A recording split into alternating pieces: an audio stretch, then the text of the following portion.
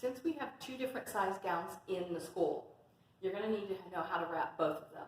The smaller gowns follow the nice, easy step-by-step. Sometimes the larger gowns have a little extra material that you have to work around. Once again, we're going to lay the gowns on the table with the outside of the gown facing up.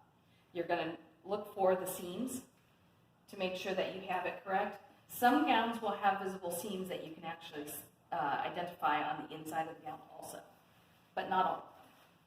So let me set it back up. Outside of the gown up, flat surface. That's your first step. Okay, second step, fold the arms up. I want to make sure everything's nice and neat. Your wrinkles are going to play a bigger role in the bigger gowns because it's going to be harder to make them flat. Okay, so I've got my arms laid out forward. You're still going to take the next step and work your way from outside in. So remember how you were using your armholes to square off everything. If you remember what the other gown looked like, it only came to the center line. This one's got extra material. I'm going to move over to the other side so I'm not reaching over the gown. So fold it up and over. Start to straighten up your edges. Okay. As you can see, this one overlaps. So don't worry about that. The important part is that you're squaring off the armholes right now and you're making everything flat. Okay.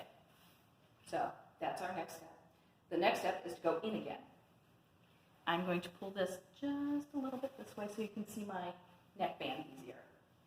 You're going to bring this all the way over, again, using your neckband as your point to align things. Again, notice it's going to cross over your center line. Same thing for this side.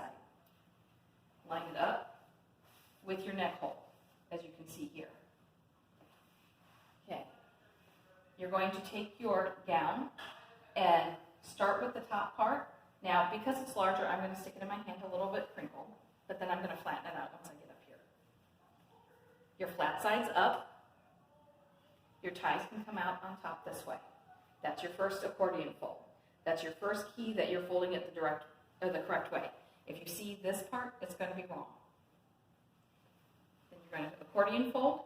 If you're talented enough, you can fold it all in one fell swoop like that. If you need to use your hand and do it separately, put one hand underneath and fold over that way. And then you slide your hand back underneath and use a flat edge of your palm and fold it that way. And there you have your gown.